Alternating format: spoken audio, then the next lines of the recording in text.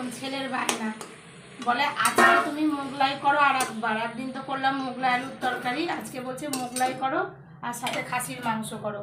এই যে ওর বাবাকে ফোন করলো, বাবা তো সঙ্গে সঙ্গে খাসির মাংস নিয়ে চলে আসলো, সব মোগলাই হয়ে গেল।